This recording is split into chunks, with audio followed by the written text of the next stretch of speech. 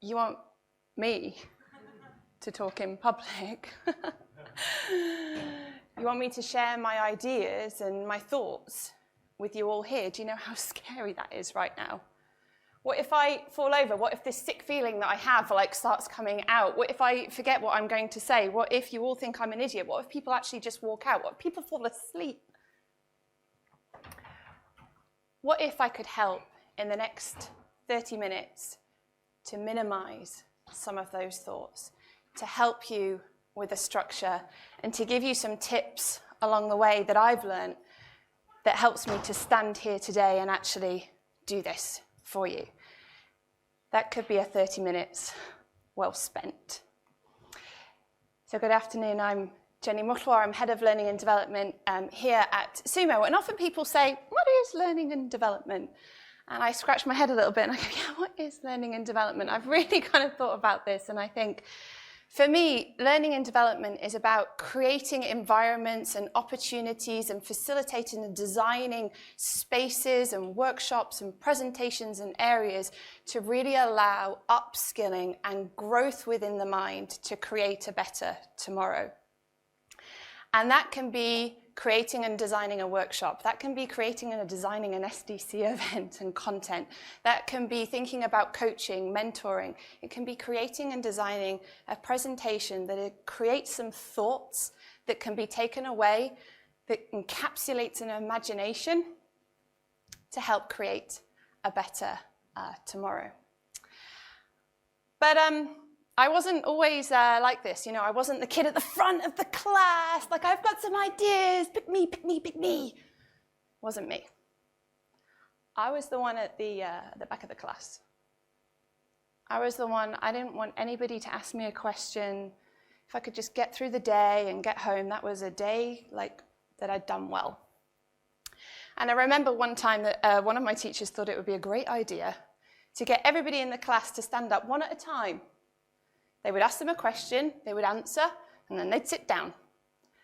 And I watched as one person stood up, they gave their answer, and they sat down. And the next person stood up, they gave their answer, and they sat down.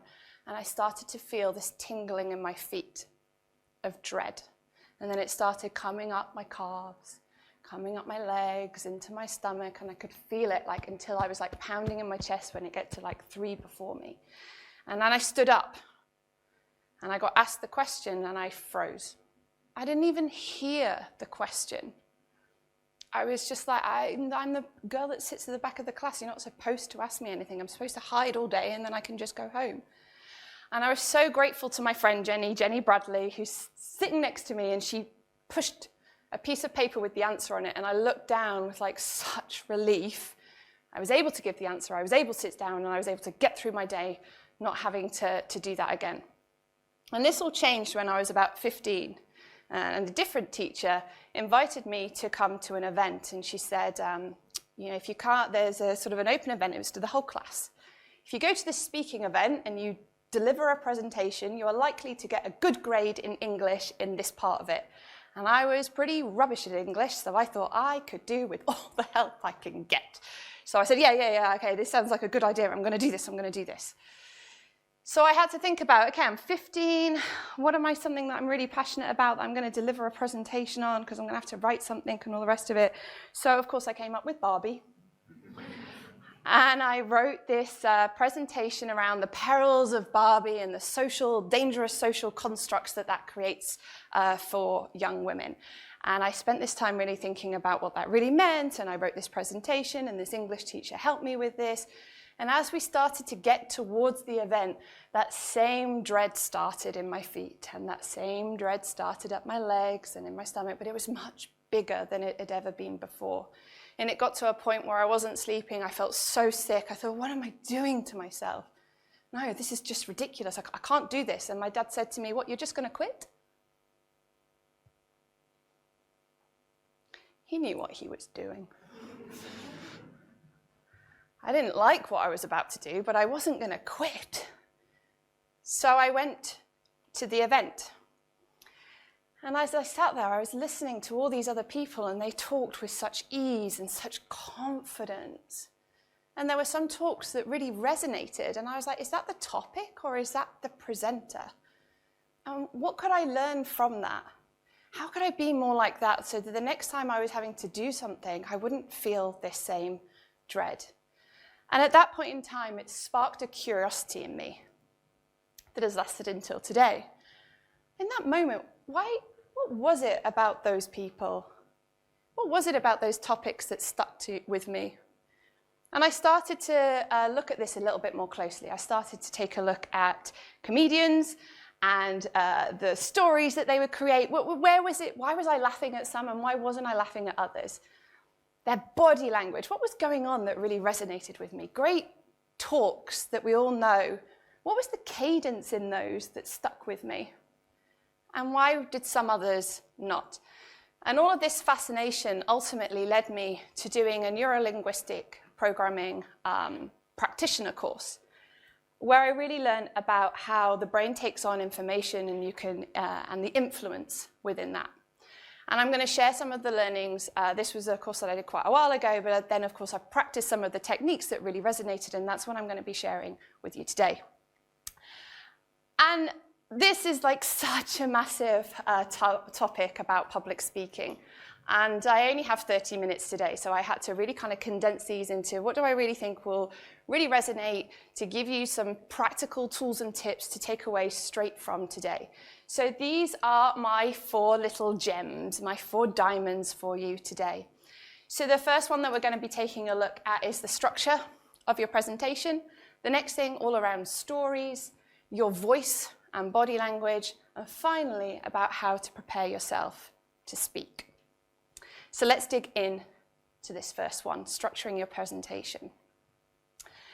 Presentations that have structure to them, the person listening to that is 40% more likely to retain the information from a structured presentation than a wing it presentation.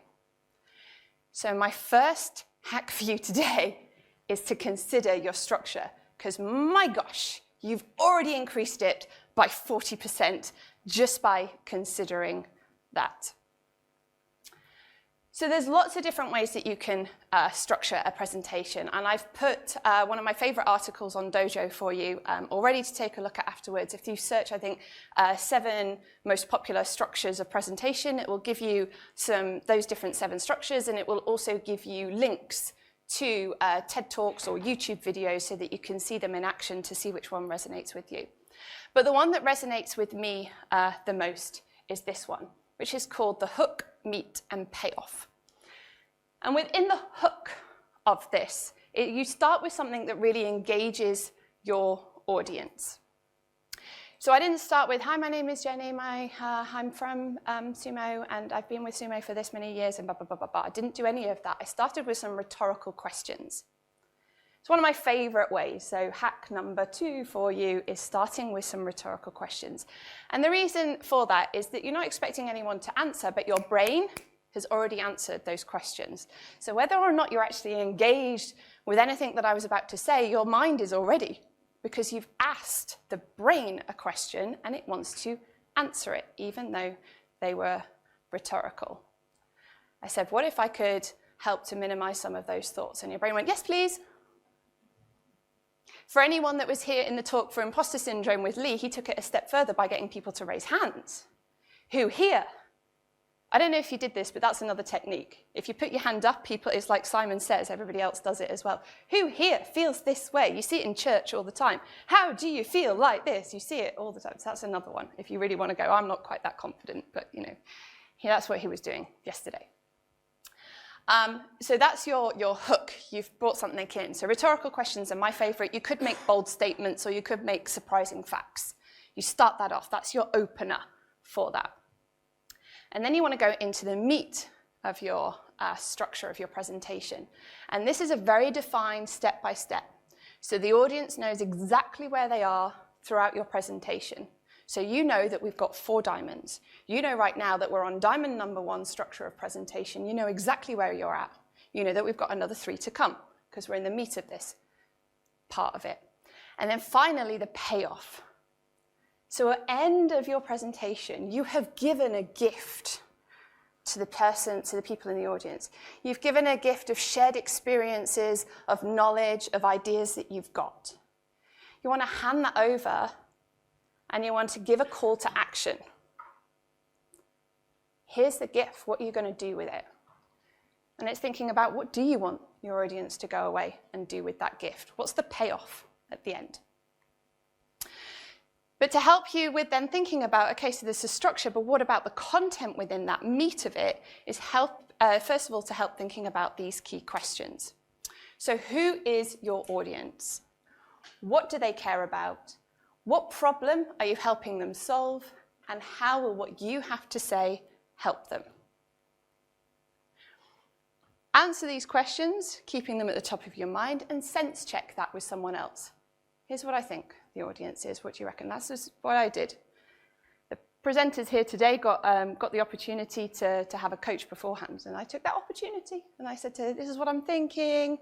Like, you've spoken to some of the other speakers. Do you think this is where, you know a little bit about it? And she's like, yeah, I think you're on the right track. Could have been anyone. Could have been someone on my team, my manager, just checking in. Once you have that, then keep that in mind. Write it on a piece of paper, put it wherever, write it on your wall, so that you have it at the forefront of your mind when you're then writing the presentation, to make sure that you're hitting actually who is the audience and what do they really care about. Is what you've got to say going to help with that? And then we can go into then the structure. So I kind of figured, okay, you're an audience that wants to know more about public speaking. Maybe you've got some information that you're wanting to share. Maybe you're kind of just on the beginning steps of this journey. Kind of feel like you're going to want to have some things, you're going to have some notes that you can go and take away and you can put practically. So I wanted to make this as practical tips as I could possibly make it, not theoretical, but practical. And that's what I'm trying to give to you today. So we know now we've got our structure. This is the meat of it.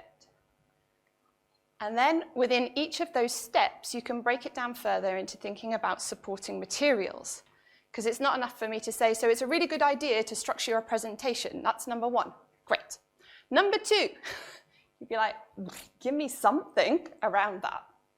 So that something around it could be facts, could be stories, could be examples, could be ideas. So this is going to look a little bit robotic, but it's the structure of it. And this is my favorite way to do this. I've got my overarching message, public speaking hacks. I've got now my 4 key points, my 4 gems. I'm now going to step that down into the 3 supporting materials. So we're in gem number 1, tips for structuring. I started by giving you a fact. 40% is more retained by having a structured presentation. Your mind's like, better listen to this point. That makes a bit of sense. I then gave you the example, saying, so this is the example of how I'm structuring this presentation right now with my 4 key gems. Okay, you can see that as an example. And then I gave you the idea to say, but it'd be good also to ask yourself some questions beforehand and get that sense checked. It's pretty simple when you start breaking it down. And I do this for every kind of big presentation that I'm doing. Keep it on track, really know what I'm going to say, and keeping that those questions at the forefront, at the top of it. So that's it. Hack number 1, diamond number 1, structuring your presentation. But what about stories? So we all know and love fables that have been passed down from generation to generation to generation. Stories override data. People will remember stories far more than they will remember facts and figures. That's just like how we are. Story, we all know the rabbit and the hare, and all, they have been around for years. And one of the things that I learned on this neuro-linguistic programming course was really interesting and was something that stuck with me, because the guy did it every single day for the time of the course, is that he would start with a story and then he'd cut it off. And you wouldn't hear the end of that story until the end of the day. And halfway through the course, why does he do this? Every single day he'd pull up his chair, he'd sit down on it, and he's like, something about like some personal story, something he'd heard in the news. And then he'd pull the chair away. At just the moment, you'd be like, what? And then you'd hear the rest of it at the end of the day. What was going on here? So halfway through, he gave us the magic behind it, and he said, think about when you're giving a pitch, a presentation, whatever it might be, some kind of personal story or something that you've seen in the news. And for me, I find it easier to think about personal stories. Start with that, and then cut it off. So I gave you the story of how I gave the presentation about Barbie. You have no idea yet how that presentation went. I told you about the dread, told you that I prepared, told you that my dad told me not to quit. You know that I got there. You don't know if I actually did it. You have no idea.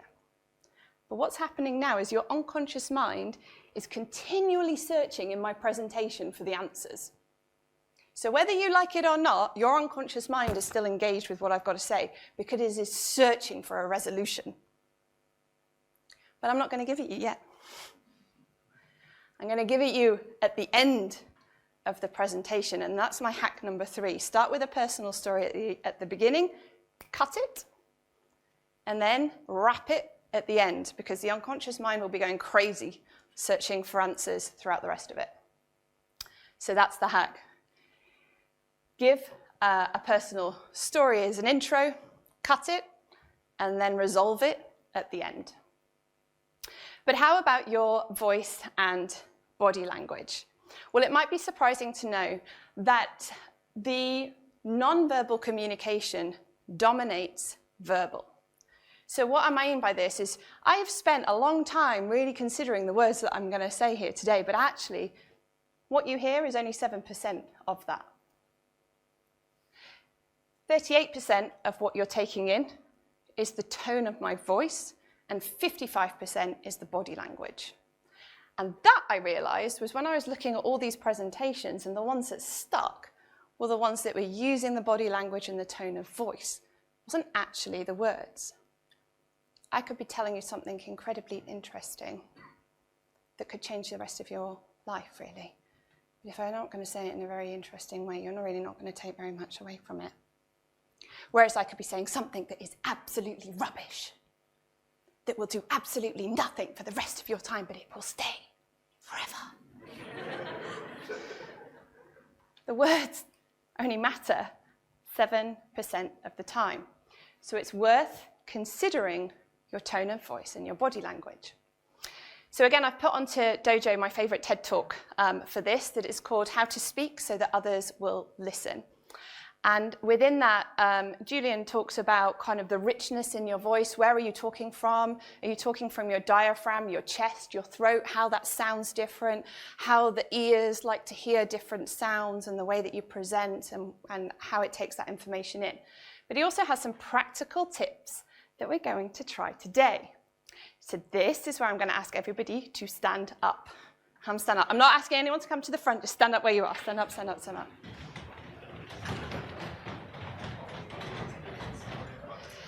Now, I do this before every presentation, and the people in my team know that I always go off for a quiet moment, and now you're going to find out why. So the first exercise that we do is we raise our hands up, and then you want to drop them down with a big sigh. Let's do that again because it feels lovely. Yes. And then it's as if we are like playing cards when we were little. Do that for me. Yeah, really. Now, can you feel how your mouth feels all of a sudden? It's feeling different. Actually, I'm feeling a little bit different. Okay, we want to warm up that voice a little bit more. We're going to take some la, la, la, la, la. Do it with me. Don't make me feel it. La, la, la, la, la, la. Lovely. We're now going to do one that's really going to help the mouth open up. We want to roll our R's. He calls this champagne for the mouth. For me, it's more of a gin and tonic, but ooh, doesn't it feel lovely? And the final one is we want to get the range. So we're going to go up. Ooh-yah. Do it with me here. Ooh-yah. One more time. Ooh-yah. Yes, give yourselves a round of applause. Sit down. Lovely. You can sit down. Thank you. Notice how your face feels now. how you feel. You feel a little bit different. Without doing any of that before you go and present, you're presenting like this because you're nervous and you're kind of starting and everything's going to come up into your throat. First of all, you'd be a bit silly. So actually that helps me because I'm like, actually, it gets rid of some nervous energy. But also it's helping your whole mouth to open up, ready for that tone of voice that is worth it. For 38% of what you're hearing today is actually from that. It's worth spending the 5 minutes on that.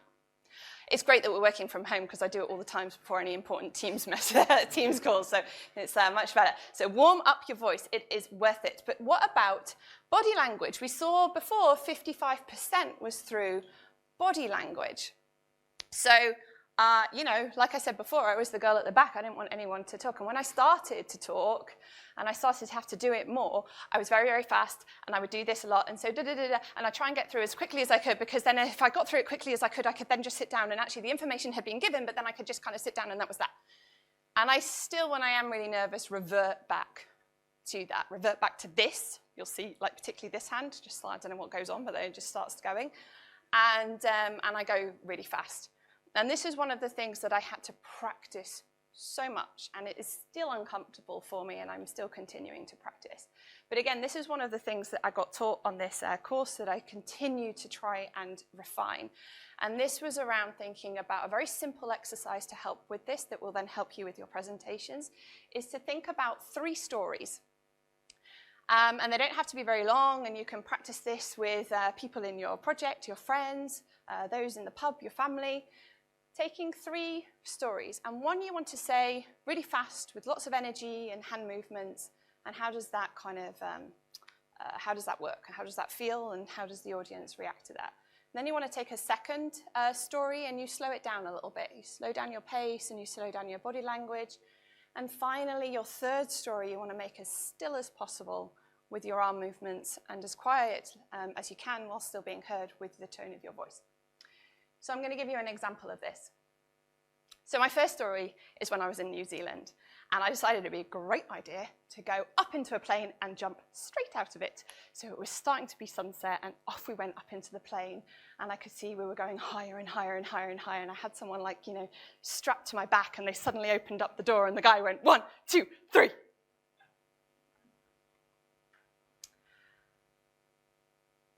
I remember going to big school for the first time for a bit of a trial day. And we went to the drama department. And we went up behind the curtain, and they were starting to make all these fake wounds for everybody. And I sat there while they made these fake wounds. I thought, wow, this is cool. If this is what big school is about, I think I can handle this. How wrong I was.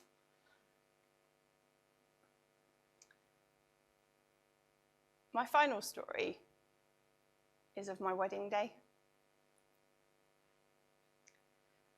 And I remember standing there only a few meters away from someone who was about to change my life forever.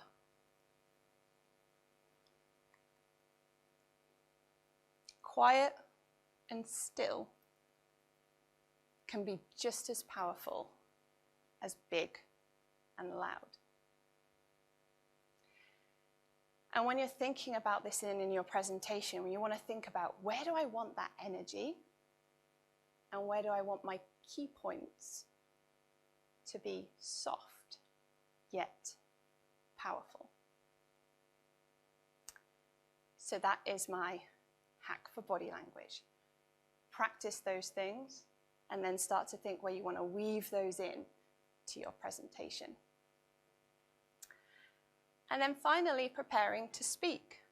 So we've talked a lot about the theory of the structure. We've talked about also preparing yourself physically. But how about preparing yourself mentally? So with this, my favorite go-to is visualization for this. And one of the greatest boxers, Muhammad Ali, did this incredibly well.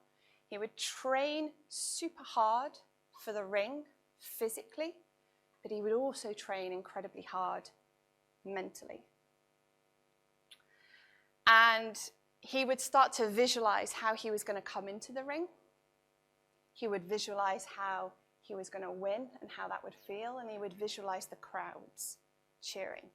And he got himself so ingrained with this that he actually started to think about in which round, making predictions. Which round am I going to win and how am I going to win? So strong was the mental flex that he was using in preparation for that. And visualizations can really help you overcome your nerves when you're thinking about presenting. I'm telling you now, it is a lot more useful to think how well something is going to go rather than how rubbish something is going to go. It absolutely helps your whole feeling mentally and physically. When I went skiing once, I got to the top of the hill and I kept on thinking, my skis are going to cross every single day. Guess what? My skis crossed. I twisted my ankle, I was in hospital, I didn't get to ski for the rest of the week. Perhaps a different visualization at the top of the mountain might have helped me out on that occasion. Coming here today, felt sick, felt nervous, I couldn't eat lunch, I ate it without being hungry. All of those things don't go away. But I spend that time thinking about the first 30 seconds. Practice, practice, practice, practice, practice, the whole thing, but in particular, I visualize the first 30 seconds. How will I say it? Who will I look at? Where will I be? How will they look at me? What's the most helpful visualization in all of that going to be? And that will really set you up, ready to give the rest of your presentation.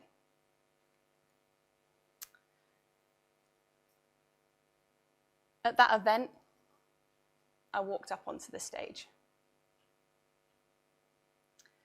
And I delivered my talk about Barbie. I didn't throw up. I got through it. I remembered most of what I wanted to say. I even looked up occasionally at people as well. And at the end of the talk, there was this short pause, and then suddenly, this applause.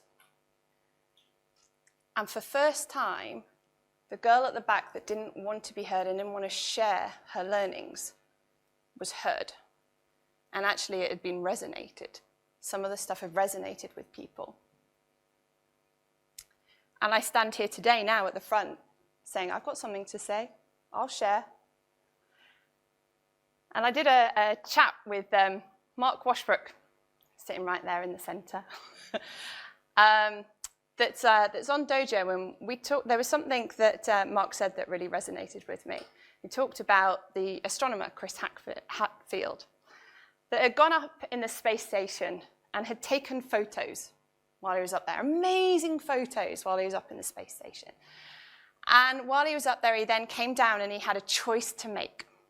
He could either put those photos in his pocket and go home and smile, or could share those photos with the rest of the world to inspire. And he said, we all have experiences and learnings and gifts that we have to give. And we all have a choice to make. Do we put those things in our pocket, or do we take them out to share and inspire? Sitting here today, you all have gifts of experiences, of learnings, of way to support and help other people, more than you can possibly imagine here right now. It's how we move on as species, is through that learning when we share it. And it is my absolute belief that by sharing those learnings, we can change for the better individuals, our projects, even our organizations, when we step out and when we speak in ways with structure and stories and voice and body language and mentally prepared, so that others really want to listen to us. Thank you.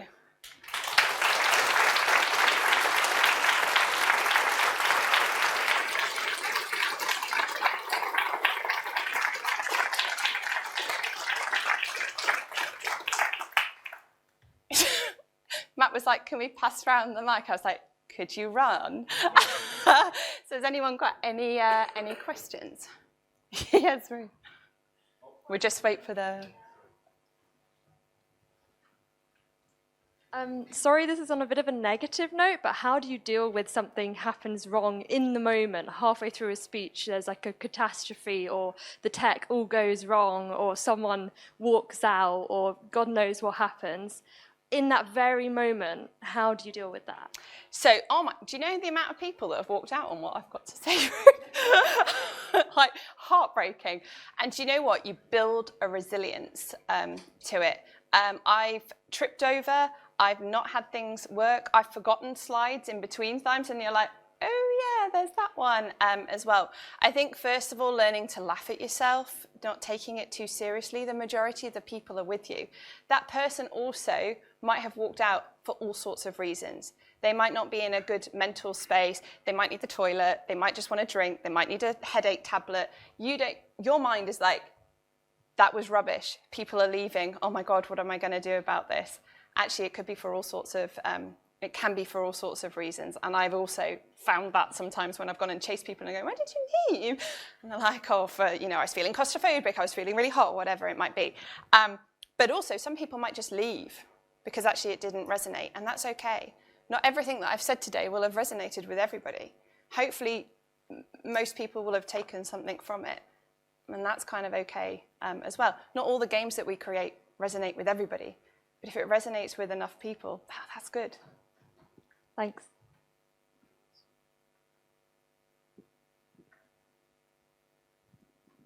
Hello. I've forgotten what I was going to say. Happens to me a lot. Yeah. Can you hear me? Yes. So how do you make it, have you scripted this? How do you make it sound natural? So practice. I can tell you that this is 5,000 words. So yeah, it took about 2 days to write. And during the second day, I kept practicing, tweaking, thinking, tweaking again.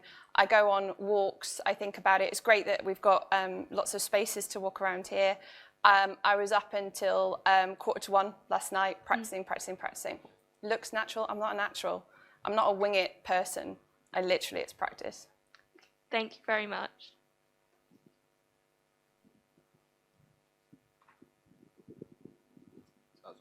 Hello. I've got 2 questions, if that's okay. You don't read your slides when you're talking. Do you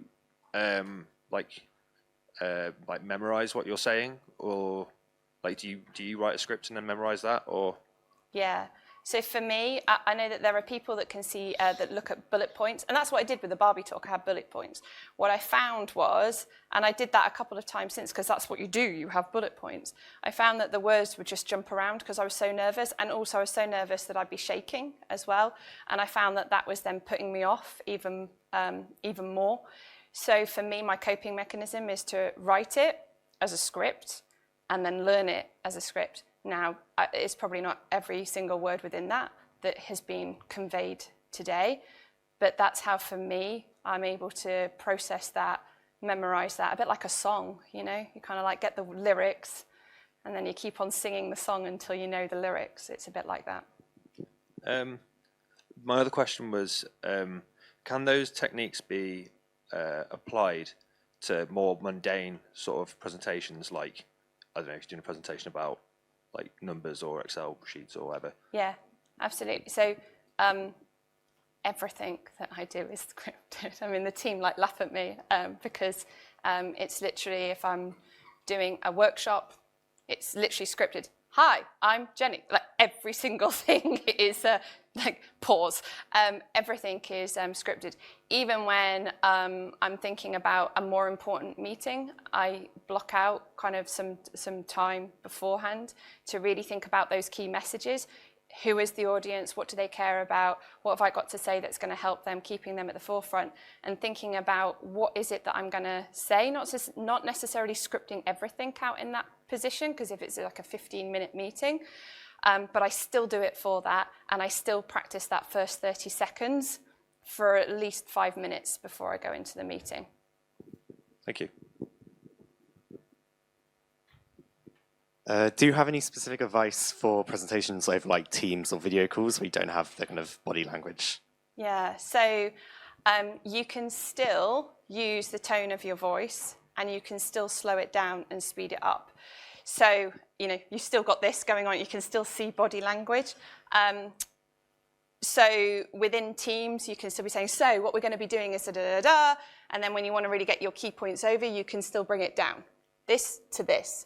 I also invested in a stand-up, you know, workstation, because I find that I'm more confident when I stand up. So for meetings that are more important, I can then stand up for, and for more relaxed meetings, I can sit down. That helps me move about with body language as well.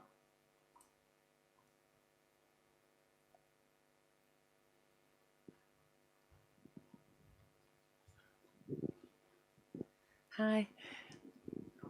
Brilliant talk, wonderful, absolutely, really thoroughly enjoyed it.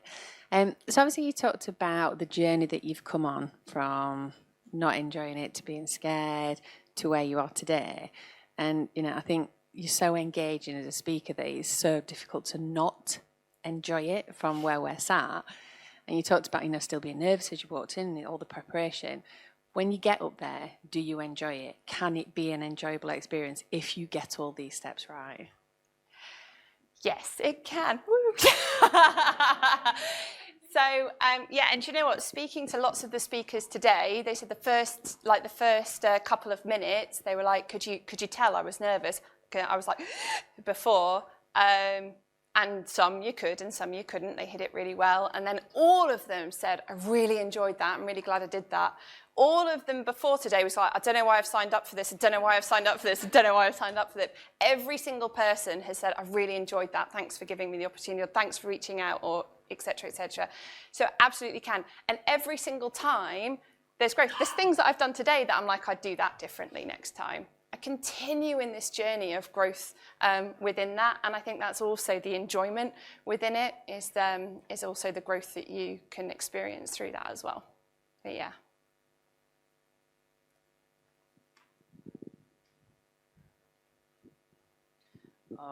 When you are practicing before your talk, do you sometimes practice before live audience, or is it all in the head, visualizing stuff? So I've done both. For this one, no, I didn't. I think because it was very personal. So no, I just practiced in front of the mirror. I thought, no, that's not a good way to do that. I'll do that differently. I did a talk at Develop last July, and there I did practice with some different audiences because I wanted to see if it hit the right note for my first time speaking at a game dev conference. That was super scary. So I did do that. So it sort of depends.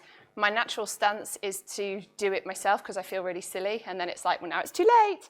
But I think that's also part of my growth story with that.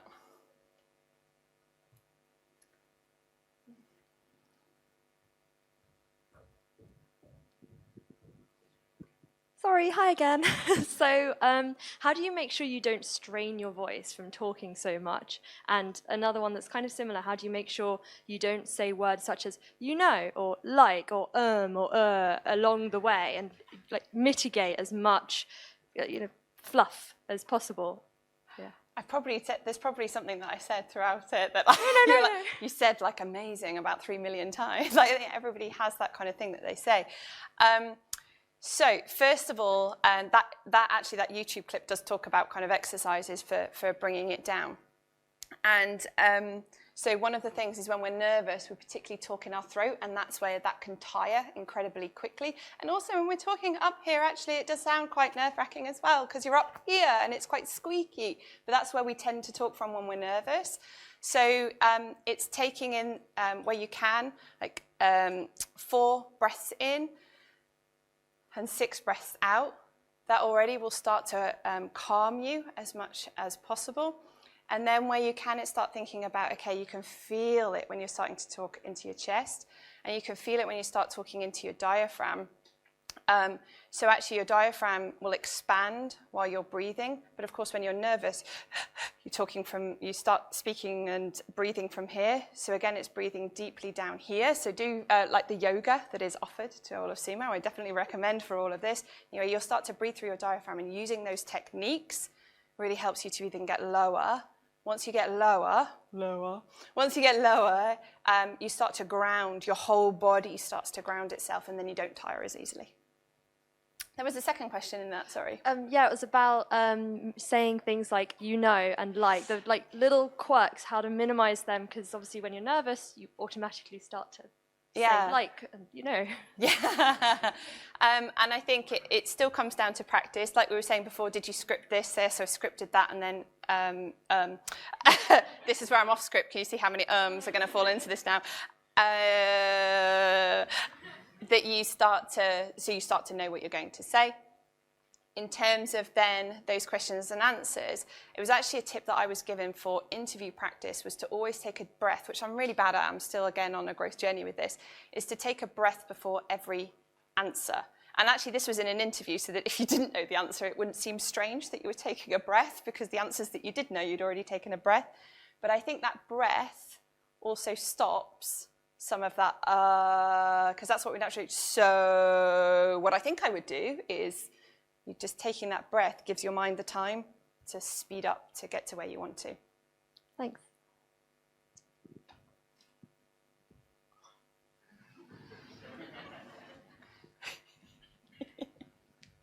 You're so glad that I said this. Need some deep breathing now. Thank you. Great presentation, by the way. Thank you.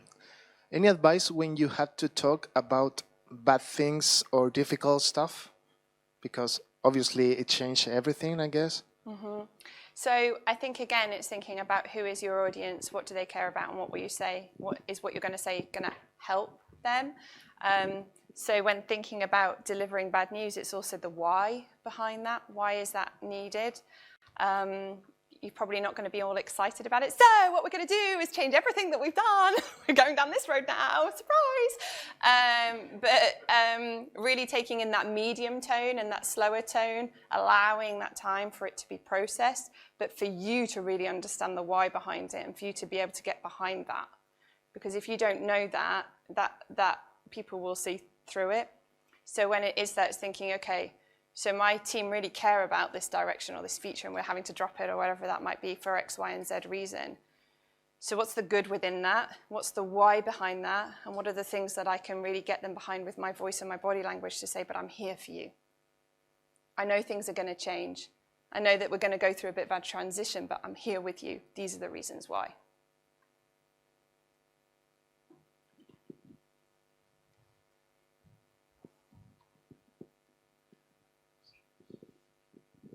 Do you have any tips for if you're like going to schools, delivering talks towards a much younger audience than you might normally do? Yeah. So I think an audience is still an audience, and it's still who are they and what do they care about. And if you can try and find that out from the school as early as possible, then what you're going to deliver will hit the note with them. So that's like my top tip for that, is just really understand from the school, okay, they've asked you to come. Why is that? You know, probably to give a career development talk or something about kind of what it is to be a part of the video games. Why? Why do they care about that? What's currently going on? Can the teachers give you any insight so that when you're doing that, you can help with that? Yeah, it was for like the head partnership thing. So it's kind of like a pre-prepared like workshop. Yeah. I was just wondering if there's anything, you know, if you're like, if there's anything you'd change, or if you make any deliberate kind of, if you know, like talking to much younger people, if there's anything you change about how you present things. For me, no, I wouldn't necessarily change what I was going to present, but I think I would probably ask more questions, because there's a curiosity there. Actually, for the head partnership, for example, they've come forward to be part of it. So asking them, like, what are you currently playing? Like, what do you know about video games? What excites you about that? What are some of the questions that you've come here to get answered? Because they're an audience that are like hungry to learn. So whilst you have that, asking as many questions so that then you can tailor what you're going to say around that. It can be helpful. Thank you. I think Matt's just gone. So that is now time, but thank you ever so much. Again, if you want any more, just reach me out on Teams.